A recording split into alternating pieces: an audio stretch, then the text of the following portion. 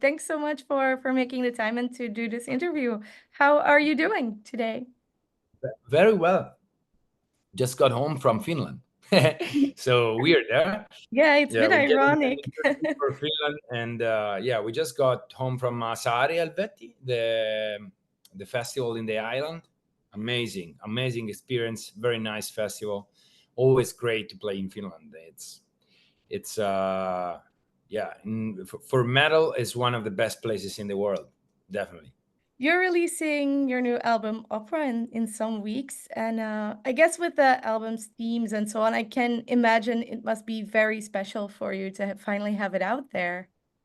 Yeah, it's I really can't wait for it to be released, because it's the whole purpose of this album, the meaning in the whole album, like the true meaning is that sharing, it's like is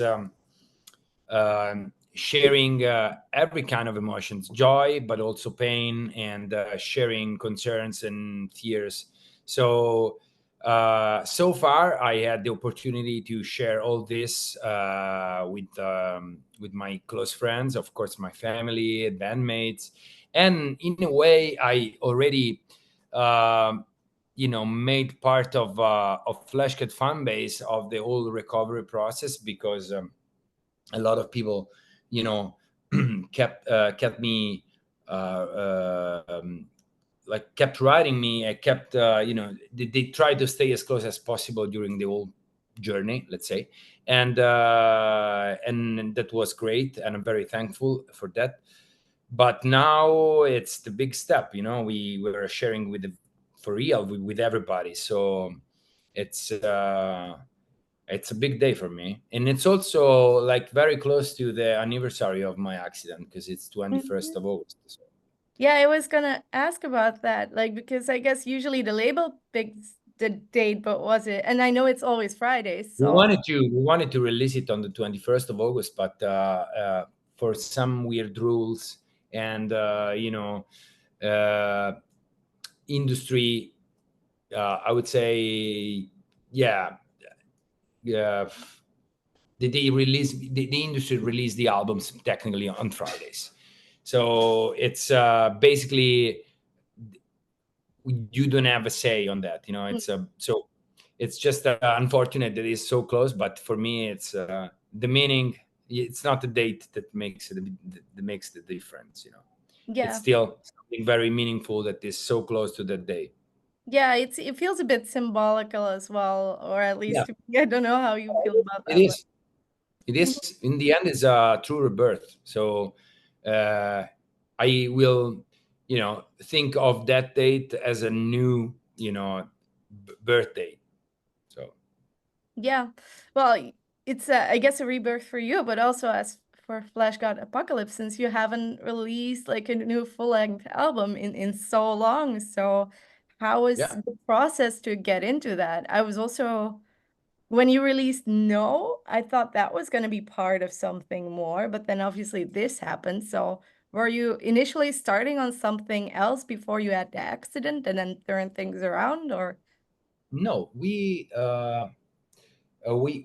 basically, what happened is we released the album on 2019, Delano, and we were just about to support the album with touring, and a few months later we got the pandemic going, and so basically we barely played shows with those songs, and we didn't promote Delano at all. And all the pandemic projected us into a very dry, I would say, and definitely like dark time for the band. Not dark time for us personally. I mean, like, in a way, we find a way to figure out all the issues, like the daily issues and everything, and we kept the band alive with no problem. We also try to stay in touch with the fans as much as possible, but there was almost like we didn't have much inspiration at that time. So when we released the No and the blue cover, it was more or less like, okay, let's do something to stay in touch with the fans, talk about the whole situation, and we kept it there, you know, like it wasn't part of a bigger project. And in a way, this lack of inspiration lasted a little bit longer, because this kind of events, like a pandemic that basically, you know, takes everything away from us, especially for a musician. You know, the touring is essential, and it's not just for a financial aspect. It's also about, you know, keep the bands growing and keep the band in contact with your own fan base. So basically, we didn't have, you know, any desire or will to release new music, because we were completely dried up. We didn't have anything to say. And out of the blue, this happened to me, and that's of course a bad thing, but in a way it was a good thing, because we, you know, the inspiration and everything came back. And how it came back, the result is definitely much better than what we expected, because it was a super impactful event for me, but also for everybody around me. And you know, putting the mood, the atmospheres, the feelings, emotions, fears, thoughts, reflections, everything that, you know, stayed for almost 3 years in my mind, in my, you know, my heart for. And that's so fucking intense, you know, and share it with the people. We knew that this was a big thing, but we didn't expect such a big thing, you know. Now when we listen to the music, we think that we've done probably the best album, Yeah, and it's yeah, I great. would agree. Like, I think it really is your best album, and I think it's sort of interesting in a way as well to see how something so traumatic can spark something so essentially Yeah, cool. it became an opportunity in the end. So it's terrible, but it's a terrible opportunity. I know that I've heard you mention that in a couple of interviews, that this was also for you part of your own mental healing process. But in a sense, did you ever think about the amount of fans you might actually help with your music and talking about these things so openly and being so honest in your lyrics? Because you mentioned your motto, "I'm not dead yet," in the press release. And even though it was a dark moment in your life when that went through your mind, it seems also a very motivational thing at the Yeah, same time.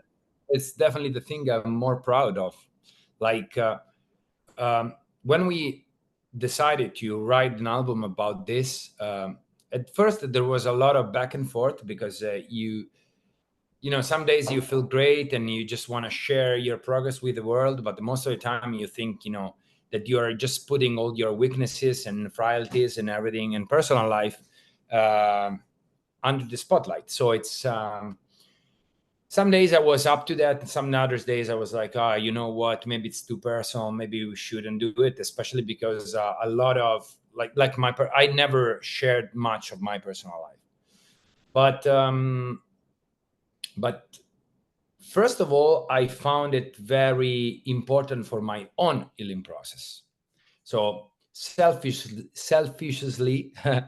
I would say that without sharing all this with the people around me, and by saying sharing, I mean like making them part of the process, like telling them every time I was frustrated, or um, I had the perception that something wasn't working the way we were all expecting, because expectations is also part of this.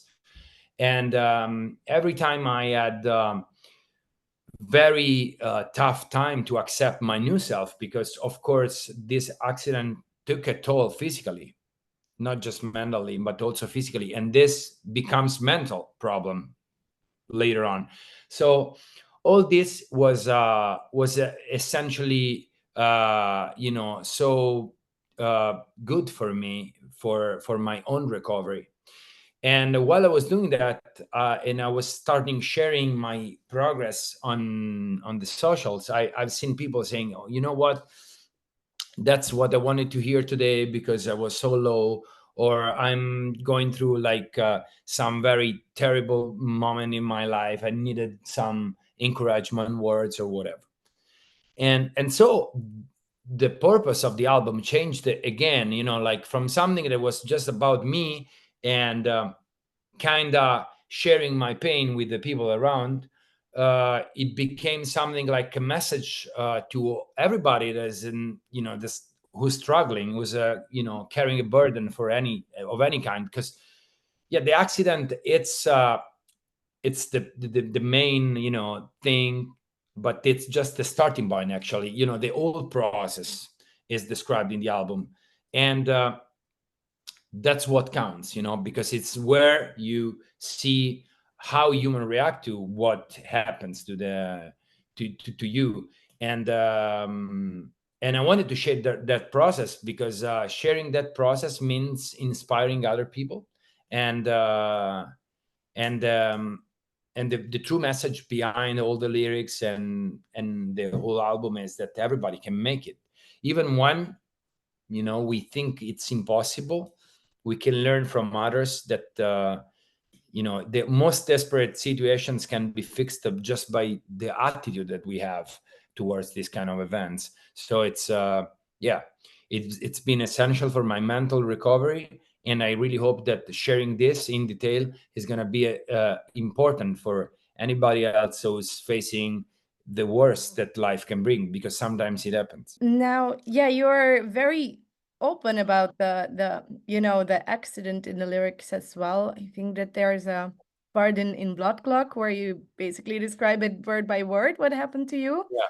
Um, I was wondering, in connection to recording the music video and also swinging from a rope upside down, was that somewhat a double meaning? And for someone like, I've had like post-traumatic stress disorder myself, wasn't that triggering for you to do something like that? It was bad, but it was essential. It's after a while, you know, when you have I in a way felt the responsibility to divulgate this kind of feeling, you know. It's never easy to go back to those moments when I was writing the lyrics.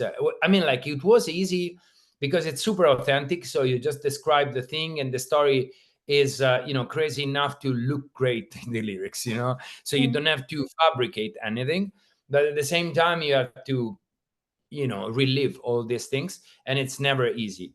But at the same time, I felt like I felt some kind of yeah, I took it as a like a final commitment to share this with the people, because they need to see how low you've been, and how you know, how high you can come back if you put all of yourself into recovery, into trusting the process, being passionate, trusting the right people, surrounding yourself with the optimistic kind of people. So all these kind of things are essential for like a full recovery, because the recovery cannot just go through surgeries or medicines. It's much more, you know. That part is important, of course, but it's not just that. So when we did the videos, for example, it was we wanted to some are very close to reality. Some others are just a metaphor of the feelings that or the atmosphere. But we wanted to depict how shitty the situations was, how desperate it was, because sometimes it's like, okay, yeah, but he made it, but it wasn't that bad. No, actually, it was super bad, and a lot of time I thought I wouldn't make it, especially during the recovery process, because at first you never know. It's like everything happens, it's so cloudy, and everything happens so fast that you not even realize what happens. After like a few months, you start realizing how bad it is, because you know, you see how slow the process is, and you realize that what you wanted to do 2 months ago, it's going to happen in 2 years maybe. So so you start have a different perception of time, a different priority scale probably, and and with the videos, so with the images and the visuals, we wanted to underline that. And I think Martina, the director, did a great job. And yes, like being hanging upside down for 3 days wasn't fun, but if that helps the people to realize that you can go this close to die, but then you can have your life back if you have the right attitude, you have the right spirit, then it's all worth it. Yeah. I speak too much, I know, I'm sorry. It's okay. That's Just okay. but it's Um, about my life, so yeah. I take it so personally that sometimes Yeah. I do this 1 hour long interviews, and I feel the people on the other side desperate, but I'm sorry, I just apologize for that, sorry. No, no, that's okay. And here, I much rather have you speak than myself, because it's about you and not me. But anyway, yeah, haven't gone through, something that sort of confronts you with how fragile human life really is. Has Yeah, that changed maybe yourself as being an artist or your perspective on life or change me as a man, not just as an artist. As an artist, the artist is a consequence of the man. That's what I'm saying in the song "I Can Never Die." Everybody is an artist. Everybody leaves something to the others. So behaving and having the right attitude in life, which means making others' life better, it's what counts. I always had this philosophy, and if I was dead now, I would be proud of myself. Even, of course, I was questioning me if I've been a good son, a good husband, a good father, and you know all these kind of things. It pops in your mind when you see the hand so close. But at the same time, I would say that I was a good. I've been a good man so far, but being a good man doesn't mean you cannot improve. And I feel a better man now because I have a uh, I have much more cautions of what's going on in my life. I'm much more aware. I'm much more focused, and I things that I have always been that all I always gave for granted in a way in my life are became so special to me now. Um, Especially happiness, which is the thing that we always, it's the final goal, but in a way we always think that happiness is something that comes to you for some reason magically. And instead, happiness is something that has to be built, and it's hard to build it. And even when you have it, you have to be grateful and thankful and absolutely conscious that that happiness needs even more work to stay. Um, I make a quick example, and then we can move to the next question. But I always thought to be very empathic with other people. I always thought to be like a good guy, a guy that cares about others. And when this all happened, and my left hand was fucked, and I'm a musician, and I was like, shit, now this is gonna be a challenge for me. This is gonna be bad. Um, I started going in and out some very specialized hospitals that take care of nerves, and in these hospitals I met mostly people that were about to die, or that has ASL, or like very like super bad sicknesses that are even in a way even worse than cancer. It's like I don't know if there's anything but worse than this kind of neurological pathologies that they have. and I was in a way depressed because of my left hand, and I realized that how stupid and how small I was being there, because I was the only one who was sad. Uh, there were people that could barely talk or move eyes, or they were on wheelchair, and I was, basically walking around the fucking hospital, and they were happy for, oh, tonight we're gonna have pizza, or tonight we're gonna play cards, and I was like, how, how small man I am compared to these people, and how can these people deal with their destiny. So when I say in the album that everything is fixable, and there's people coming to me and say, no, that's not true, because if you have cancer and you're going to die, that is not fixable. And I can now see what's the truth. It's true. It is true that physically you cannot fix it sometimes, but the way you react and the way you live the last day of your existence, the way you are aware, the way you are accepting what's happening to you and making it up in a way that it's the most energetic, the most insane power that men have, it's astonishing. It's like, for real, I felt like a small, like so small, human being compared to this giant, and so yes, it's the accident was probably in the top 5 of the worst thing that ever happened in my life, and in the top best 5 best things that ever happened in my life, because I'm a better human being now. Mhm. Yeah. Well, it's great that, something good came out of it as well. And the album Wow. as well, for instance. But Now, the album is a picture of that. yeah, So the important is that we improve as human beings. yeah. Then the rest comes, organically, let's say.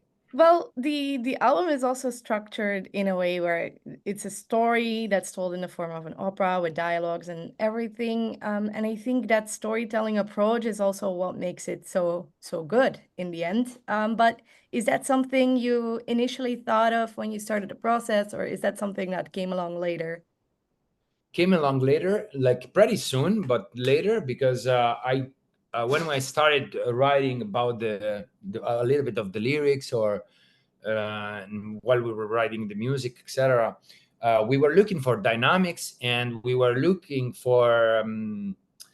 I was looking for a formula that it's that allowed me to tell the story in the most authentic way, okay, but without being like a proper chronicle, of the thing, and I wanted to make it more poetic, but not too metaphorical, because I didn't want to go too far away from the topic. And I felt that the dialogue was perfect, because in the end, the album is about the whole journey, and during this whole journey, I had to deal with people and deal with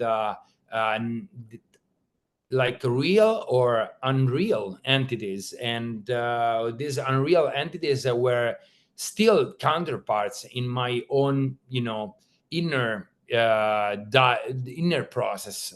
So it was just about to find the right way to make it work,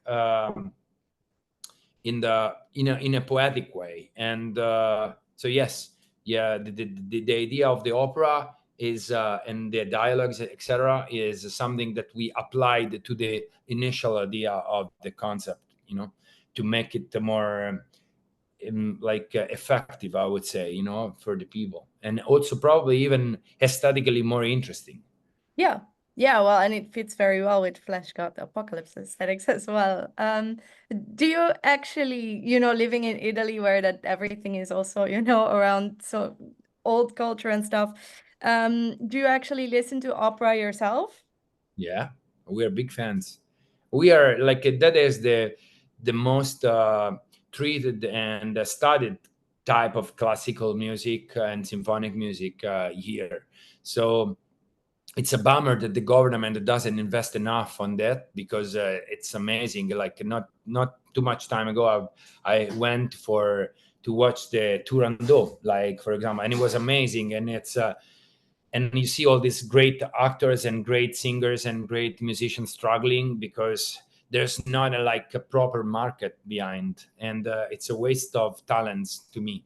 And also it's a waste of incredible and super deep culture that should be spread around much more, especially towards the young generations. But I sound like a grandpa now. But what I can do with my project, which is metal, basically, is try to make people aware of the existence of all this, and maybe to trigger something in their mind that will push them to go back to a museum, to go back to cinema, to go back to an exhibition, or to go to a concert. As somebody who studied art, I think that is very important to say as well. But yeah, Remind people that yeah. there's much more than fucking Instagram contents. Yeah, and there's so much of that in Italy as well. And I guess your band is from Perugia, so there's even more of that there. So yeah, that's very. Yeah, a lot. There's a lot to see here. What do you have any plans after the release already that you can talk about, or? We have tours. We're gonna start with America and then come back to Europe, and hopefully we're gonna come back to Finland in 2025.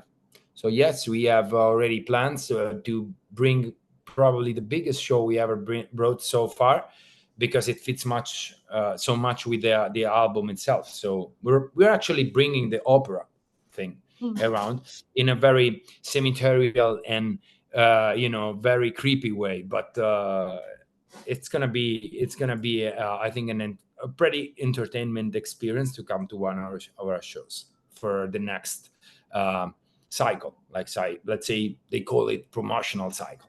Sounds shit. It is what it is. Yeah. For the next cycle here, we're gonna have a lot of new scenography and stuff that are gonna add even more to the overall mood and atmosphere of the concert itself. And of course, we have songs. Yeah. Well, and you get to finally also play more Veleno songs, I guess, as well along the way. Yeah, but we're playing some.